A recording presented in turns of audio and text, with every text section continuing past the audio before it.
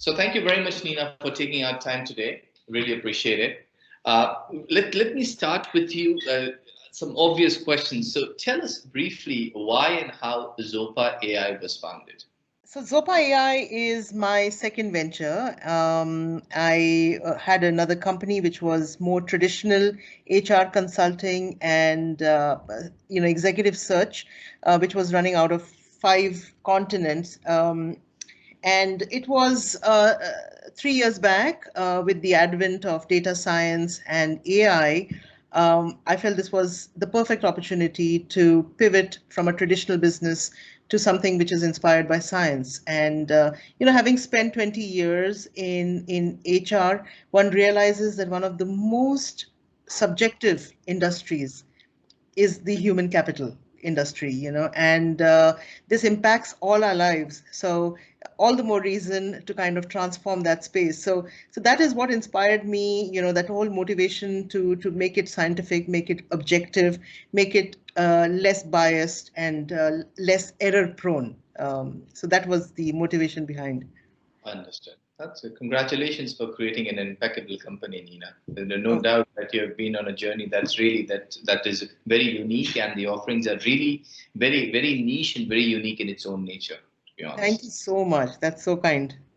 And what were the biggest challenges in your industry in the past 5 years, and how have you innovated? 5 years back, AI was just about beginning to kind of people started to talk about AI, and I still remember, when I spoke to the first few clients about the concept and what we are trying to do, they were intrigued, but they were so fearful of AI. It almost sounded to them like something which was very threatening, which was something which was very invasive. And, so 5 years back, my discussion with clients was a totally different level because we were more engaged in explaining to them why AI and what are the benefits of AI and data science and analytics and just basic data based decision making. Now it's a totally different paradigm. From the time we started the company 3 years back, our challenges were very different, and today the market has matured. You don't even discuss about the benefits of AI or data or scientific approach to human capital. uh, the discussions are at a very different level. So I've seen a big change, a big paradigm shift in the 5 years. No, I agree, and you're right. I mean, with respect to as far as the the journey used to be educate them, help them understand the benefits, and then you put the product into place in order to help them understand to incorporate it into the systems. But now the education bit is out. That is something that's already understood. Now the bit starts from the product itself and what kind of offering Exactly. there is. And how can the company successfully compete and differentiate itself related to competitors? Technology moves at a breakneck speed, and the way our human expectations are now so different from technology. We want everything fast, we want everything to be the best user experience, we want it to be futuristic in our company at least. And the motto that we follow is that we need to stay 12 to 18 months ahead of competition.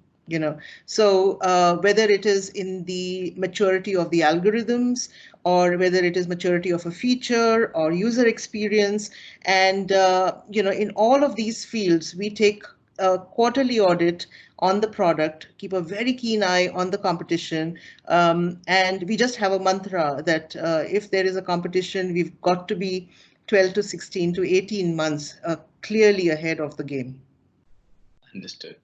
And I think the competitive landscape is also it's massive because everybody is adopting not only from the perspective of the end consumers, because the consumers are ready to adopt to the changes and they've accepted the new reality. It is what Yes, it is. But on yes. the other side, in terms of offerings as well, it become. I think with the advent of data science, it's becoming more sophisticated as we progress. who would have thought that COVID would have happened? So COVID was like this shot in the arm, for technology and digital companies, wherein, what we wanted to do perhaps in 12 months of roadmap, we had to squeeze it down into 3 months because otherwise we would be left behind, because there was so much potential out there, so much of hunger out there in these current times. So this has been actually also an accelerator of our own engineering and data science and algorithms, and we had to step up quite heavily. That's incredible. And what are the biggest opportunities facing the company at this point of time?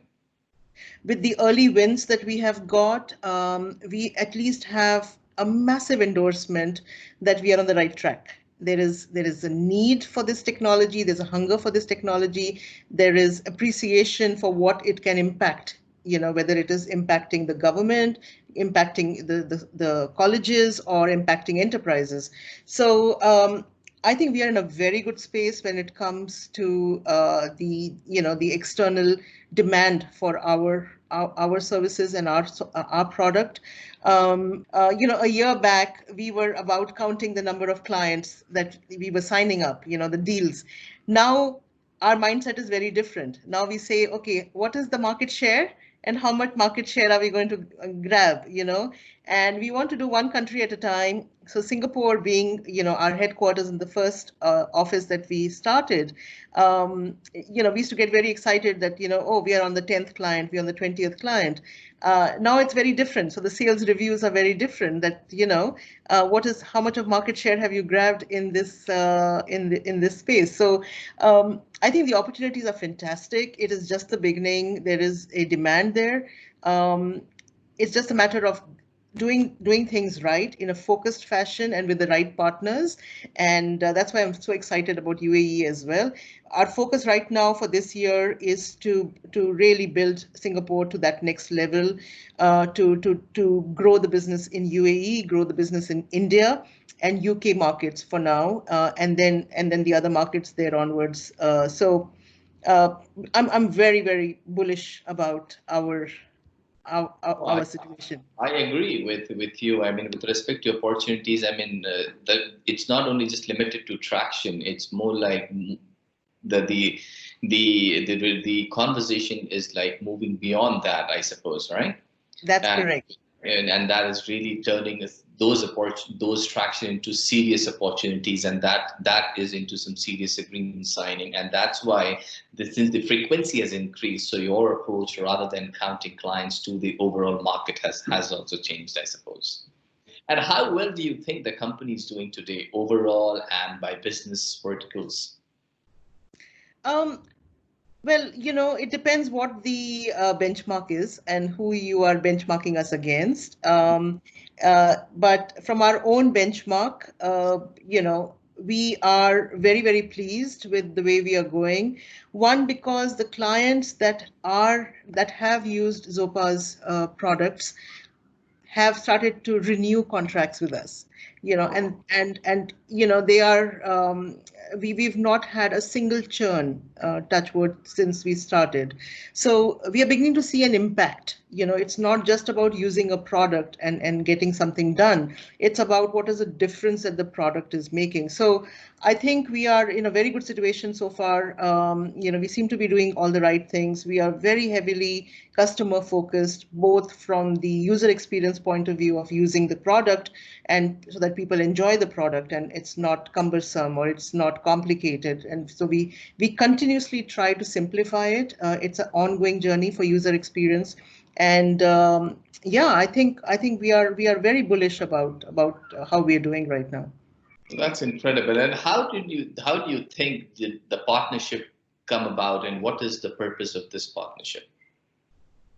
This partnership came at absolutely the perfect time.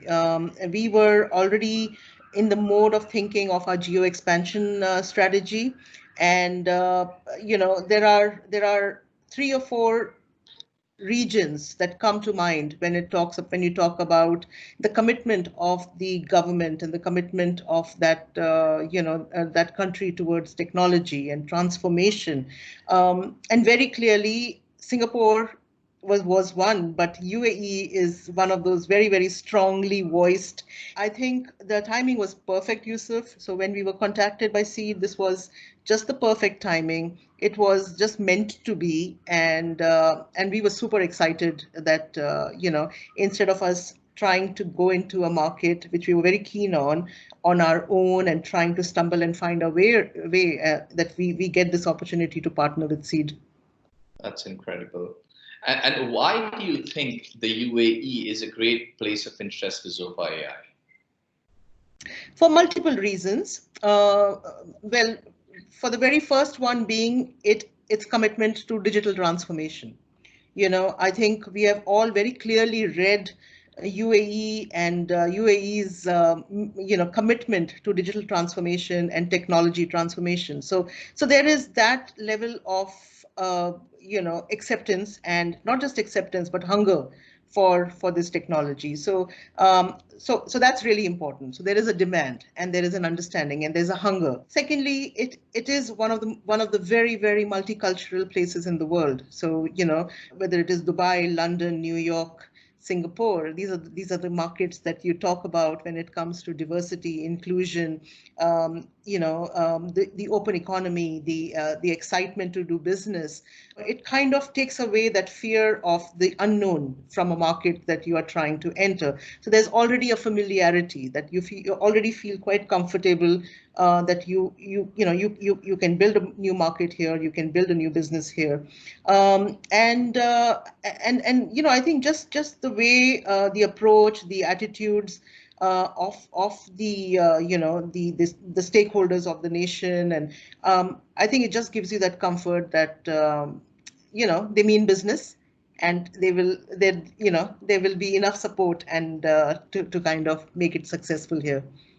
No, that's absolutely right. I mean, I think it's the right place of convergence of growth, innovation, and the hunger to take it to the next stage. And I think it's the right, you could say, the right meeting point of all the three coordinates that really accelerate any kind of business and industry that comes to this part of the world.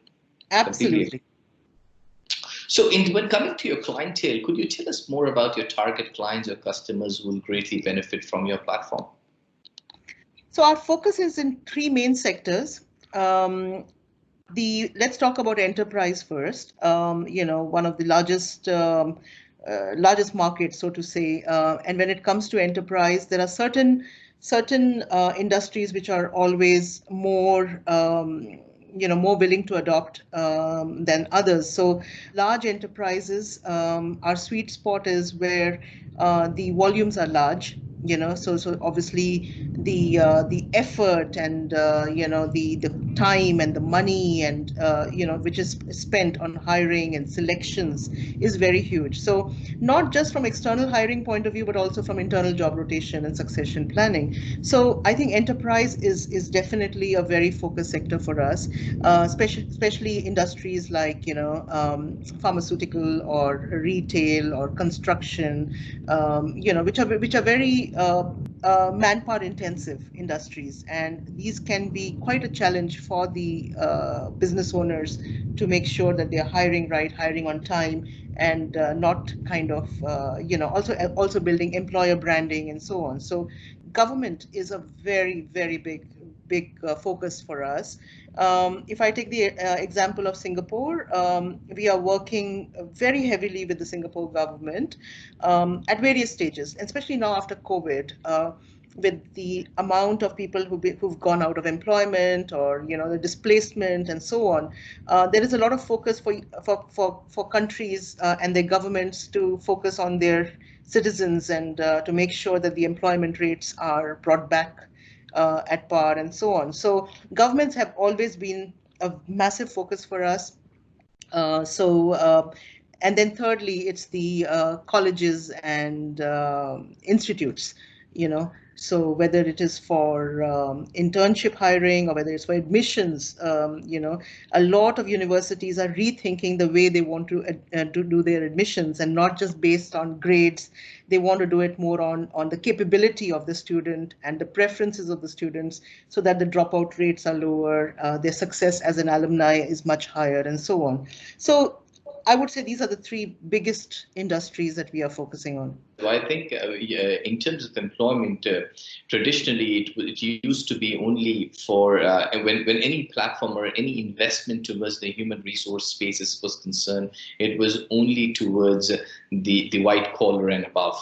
But your platform encompasses everything where capability has to be assessed, and irrespective of the kind of the job or type of role, if capability and its results needs to be assessed with respect to comparing both the elements. The platform really subdivided into various elements, right from students for academics all the way to government, including the blue collar workers, and all the way to white collar workers as well. And that's where I think you create an overall value chain from end to end as far as hiring is concerned.